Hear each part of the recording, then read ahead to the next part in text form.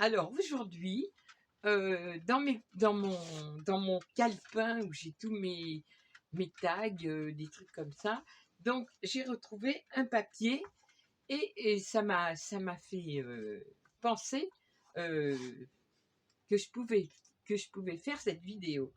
C'était maquillage de mon époque. Alors maquillage, pas spécialement, c'était comment se maquiller, plus ou moins, à mon époque, ce qui remonte à très loin, comment s'habiller, comment se soigner, enfin bon, voilà. Donc c'était un petit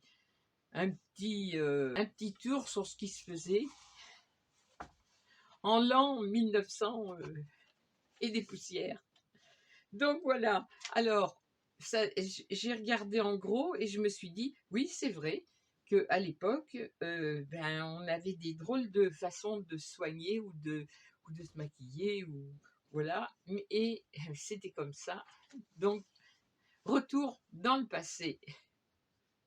Il fait un temps de chien. On a eu de l'orage toute la nuit. Alors, il y a des zones qui sont en sécheresse, mais alors nous, là, c'est vraiment, on a de l'eau. On manque pas d'eau pour le moment, hein. Donc, je me suis mis dans la seule pièce où il y a un petit peu de jour, face à la fenêtre. Donc, alors, je vais commencer. Alors déjà, les cheveux. Alors, à l'époque, on n'avait pas autant de, on n'avait pas autant de choses pour les cheveux. Donc, je pensais au shampoing. Bon, il est vrai qu'on se lavait les cheveux bien souvent avec du savon de Marseille. Ou si, quand on avait du shampoing, c'était vraiment le shampoing. À l'époque, c'était le shampoing DOP. Donc, il n'y avait pas 50 sortes de shampoings, hein. Et alors, on se lavait.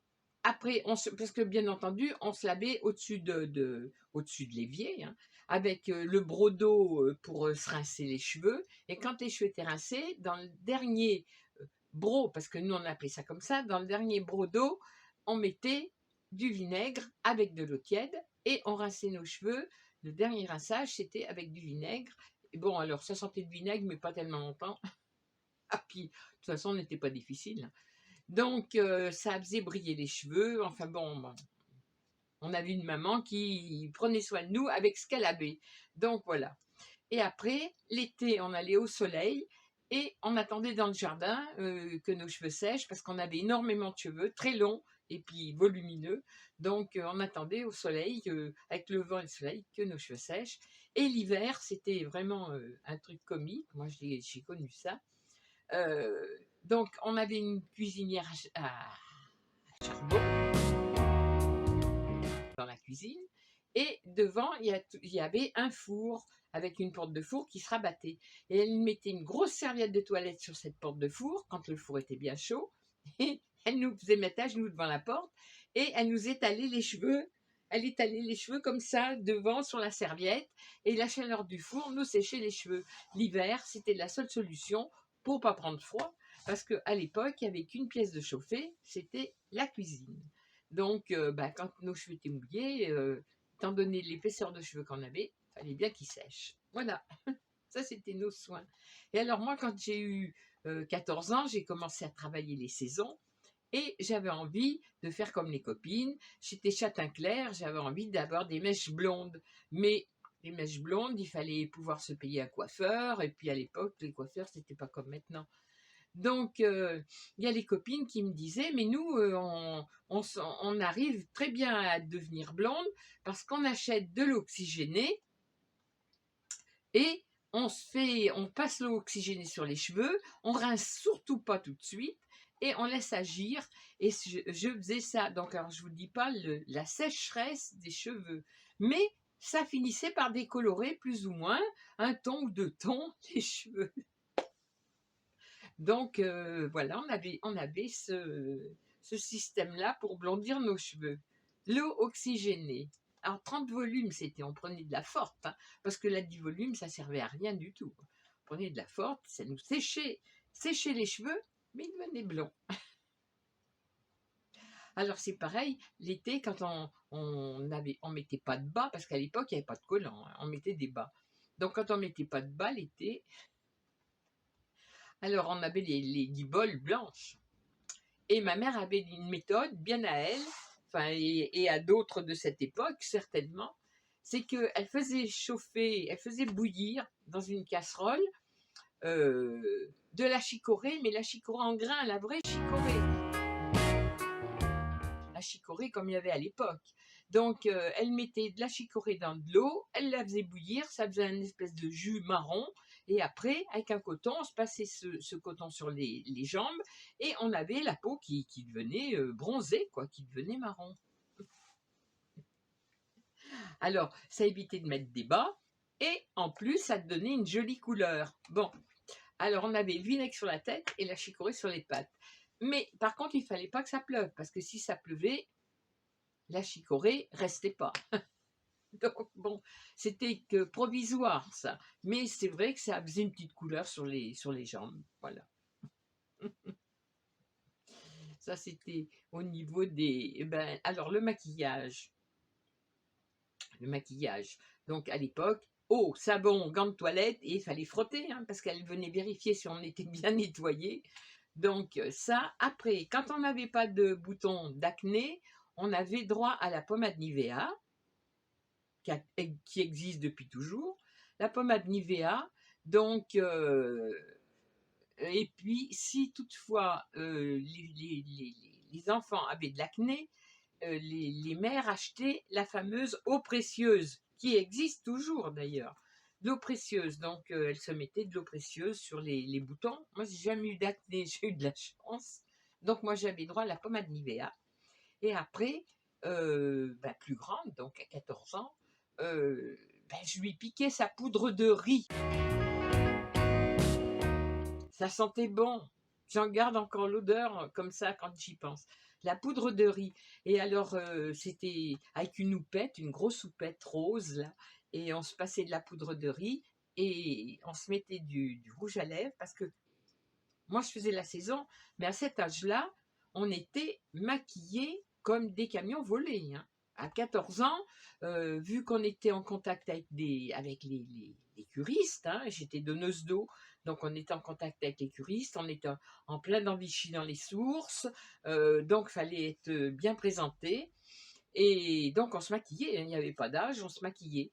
Et donc, je mettais, il y avait, ma petite mère n'avait pas 50 sortes de rouge à lèvres, elle avait toujours son même rouge qui faisait des années, parce qu'elle en mettait pour les occasions, elle mettait du rouge baiser.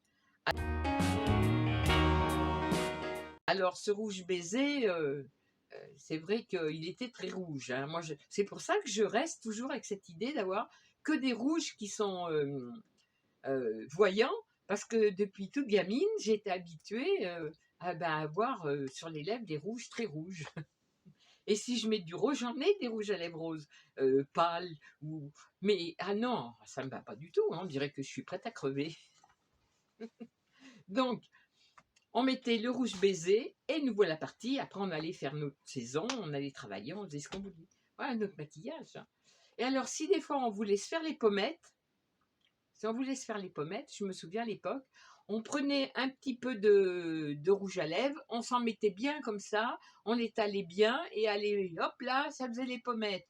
Et comme les yeux, le maquillage des yeux se résumait à mettre du ricil. C'était pas, on n'appelait pas ça le mascara à l'époque, on appelait ça du ricil. Et donc, c'était une petite boîte avec un produit noir dedans, comme du cirage, et une petite brosse. Donc, on crachait bien souvent sur la brosse, et on prenait cette espèce de machin noir, là, de cire, et hop, on s'en mettait sur les cils, ça nous faisait des cils impeccables. Et c'est vrai qu'au niveau hygiène, on n'a jamais attrapé de mal, de rien, hein, en fin de compte. C'était pas comme aujourd'hui. Aujourd'hui, il faut faire attention à tout. Et on fait quelque chose aux yeux ou sur la peau qui ne nous convient pas, on attrape des boutons ou on attrape des mal aux yeux. Là, à cette époque, pas de problème. On crachait sur la brosse, on mettait du ricil, hop, pas de souci. On était maquillés, on n'avait jamais de mal aux yeux. Voilà. Donc ça, c'était pour ce qui était soin des cheveux et maquillage. personnellement à nous. Hein. Après, les autres, je ne sais pas ce qu'elles faisaient. Et puis alors, on avait aussi, c'était l'époque, des petits foulards. Alors ça, les petits foulards, moi j'en ai tout le temps eu. Hein. Des petits foulards qu'on se nouait au cou comme ça avec un petit nœud qui pendait. Il fallait vraiment qu'il pende sur le côté. Hein. Ça, c'était bien. Il y avait tout un truc comme ça. Le petit foulard, le petit nœud sur le côté, hop là. Ou alors beaucoup de foulards dans les cheveux. On avait beaucoup de foulards dans les cheveux aussi.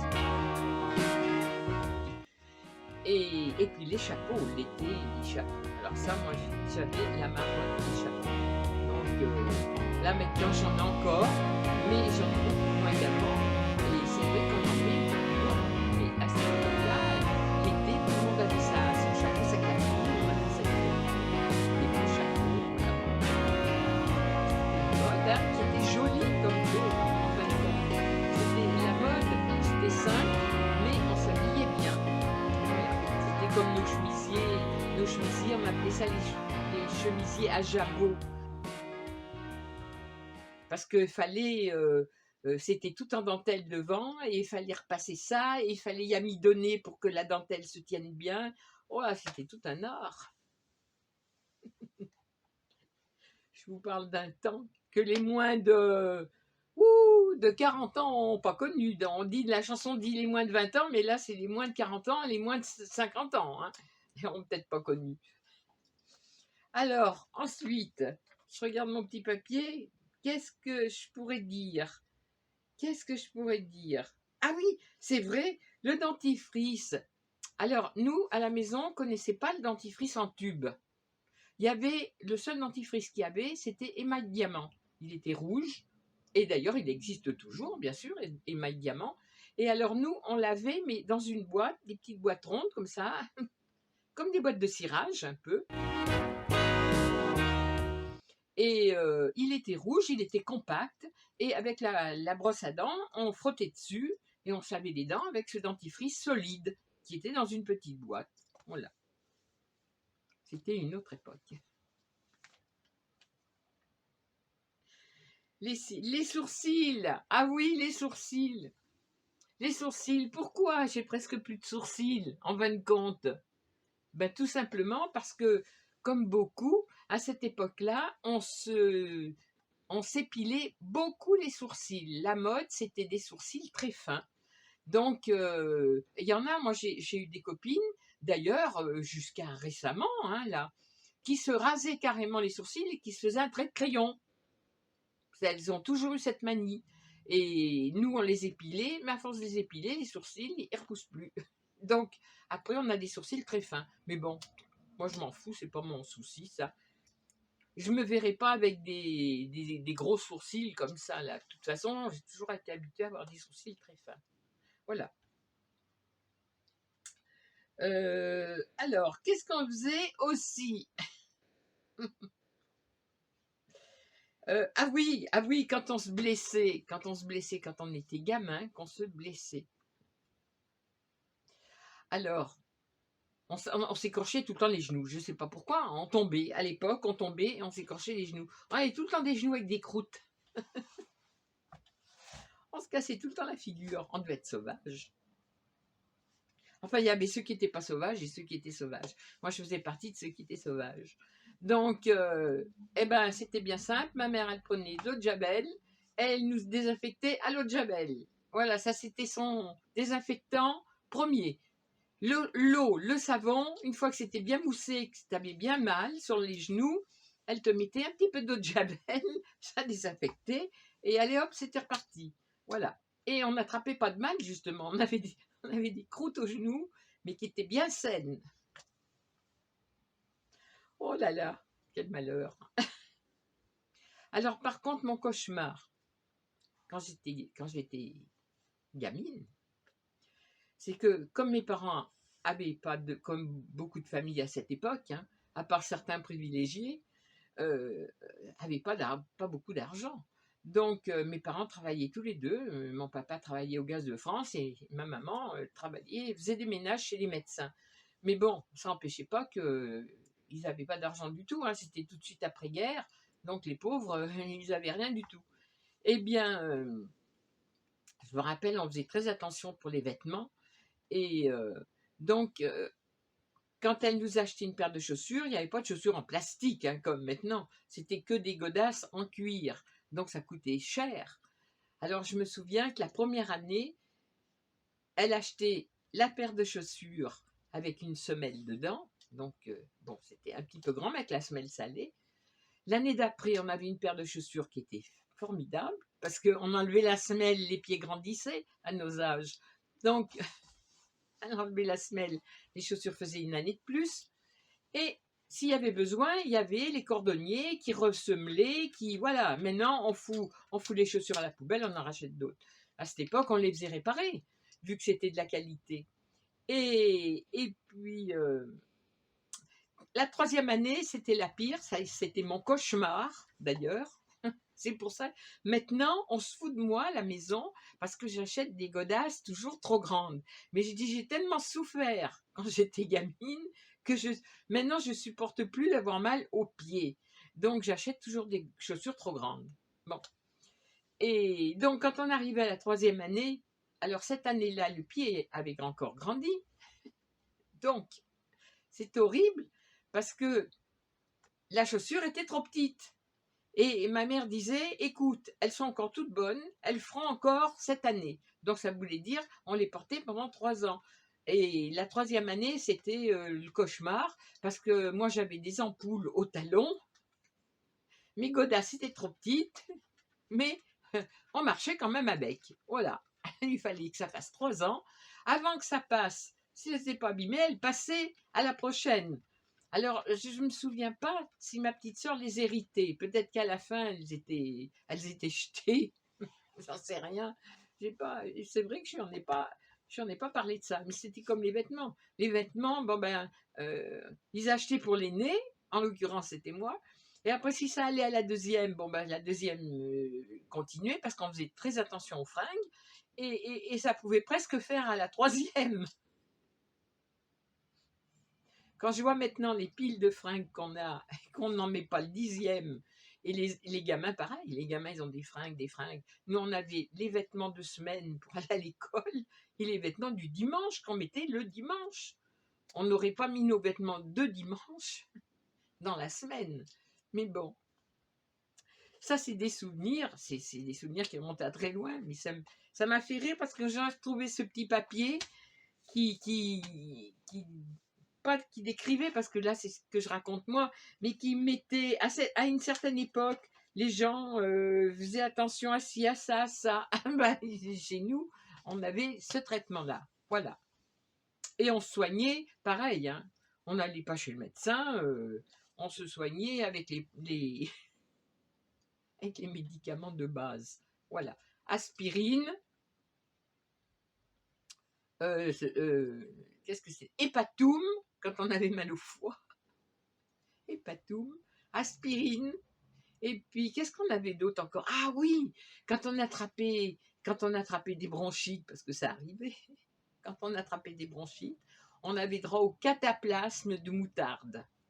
Ah, on avait un cataplasme de la moutarde qui brûlait, c'était horrible. Bon, ben le lendemain, la bronchite était presque passée. Et moi, je me souviens, mon papa, lui, il faisait beaucoup de... Il travaillait devant les fours. Alors, devant les fours, c'était le feu. Et derrière, c'était la glace, quoi. Donc, il attrapait beaucoup de bronchites. Ah ben là, lui, comme il était adulte, il avait droit aux ventouses. Alors, il se mettait sur une chaise et ma mère lui mettait des ventouses, des ventouses, des ventouses, une grosse serviette dessus et allez. Et quand les ventouses, j'avais bien aspiré le sang, elles étaient bleues. Ah, ma mère était contente, elle disait, tu vois ça, t'as tout aspiré le mal. Ah, qu'un mon petit pépère. Quand elles venaient pas bleuter les ventouses, elle disait, ben tu vois là, t'avais pas de congestion là, c'est bon. Et elle tombait d'ailleurs. La ventouse qui était pas efficace, elle tombait. Mais celle qui restait accrochée, elle venait, mais violette, hein, violette. Et avec tout ça, mon père, il était toujours en damier, comme ça, il avait des damiers dans le dos l'hiver, des damiers ronds, mais des damiers quand même. Et puis alors, hop, eh ben ça allait. Hein. Il est retourné au boulot le lendemain et puis on n'en parlait plus, hein, il était guéri. Voilà. Eh ben, on n'en est pas mort. Hein. À côté de maintenant, voilà, maintenant, cinéma. Pour un oui, pour un non. Tout le monde va aux urgences, tout le monde... Et on a un petit bobo à quelque part, voilà, ça y est, faut faire venir le médecin, ou du moins les médecins ne viennent plus, donc il faut aller chez le médecin. Il y a toujours des trucs maintenant. C'est vrai que nous, bon, on était peut-être mal soignés, il faut reconnaître. Mais bon, on était soignés quand même. Hein. On était soignés quand même. J'ai mon petit toutou qui est devant moi, et ben, le parc a été tendu. Ben, mon chien, hein, qu'est-ce qu'il fait? Qu'est-ce qu'il fait, mon chien? Il ramasse les herbes dans ses poils. Alors, il monte sur moi. Il est là, là. Il est là. Il monte sur moi et puis il attend et il me fout des coups de tête quand je ne ramasse pas les petits bouts d'herbe qu'il a. Parce que je lui gratte tout le temps comme ça les poils pour voir s'il a des petits bouts d'herbe. Puis je lui enlève. Alors, voilà. Et bien, lui, il est là. Et qui il y a de l'autre côté? De l'autre côté, qui c'est qui est couché? Eh ben, c'est Cachou. Mais vous ne le verrez pas parce que le monsieur, il n'a pas envie de se faire voir. Alors, soit il rentre dans la penderie, là, derrière, dans la chambre, il se met dans la penderie, ou alors, il est dans la chambre bleue, sur le lit, carrément. Voilà. Bon. Chacun fait sa petite vie. Et lui, là, le collant, lui, il est où? Tout le temps sur moi. Et il dit rien, hein, pas un bruit. Là, voilà, tiens. Il regarde dehors. Ah, mon petit pépère. Oh, mon petit pépère. Voilà, il est là. S'il n'est pas là, il est couché derrière, sur le coussin. Mais il n'est jamais bien loin. Bon, ben voilà. Alors, j'ai raconté un petit peu de mon époque qui remonte à loin. Alors là, je vous dis ça parce que là, je suis à la veille d'avoir 76 ans quand même. Donc, pour le moment, à part mes genoux, mon dos et ma hanche qui me rendent complètement invalide, mais ça, c'est l'humidité, la vieillesse et tout ce qui s'ensuit. Bon, ça, c'est normal. À cet âge-là, il faut avoir quand même quelque chose. Eh bien, tout va bien. Madame la marquise, à part ces petits inconvénients de santé, je vais quand même avoir 76 ans, donc on ne peut pas tout avoir non plus. Hein. Moi, c'est pas très très grave. Hein. Voilà. Autrement, eh bien, mon chéri, ça va mieux. Enfin, ça va mieux. Disons que oui, il a eu son intervention là, à la clinique. Tout s'est bien passé. Et puis,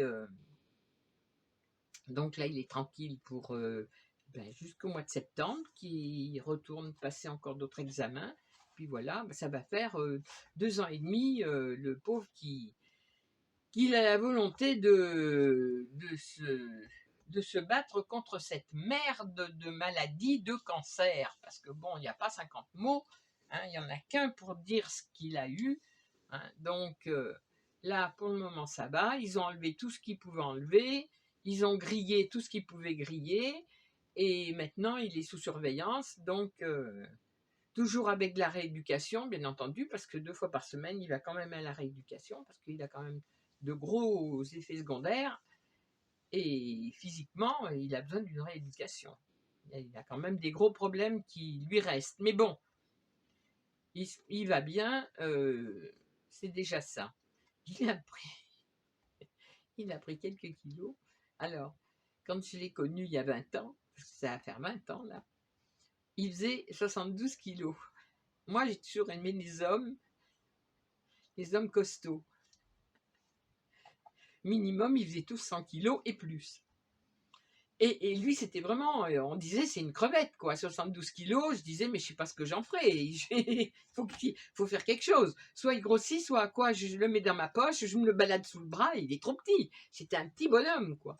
Et bien, Là, maintenant, il fait 106 kilos. Voilà.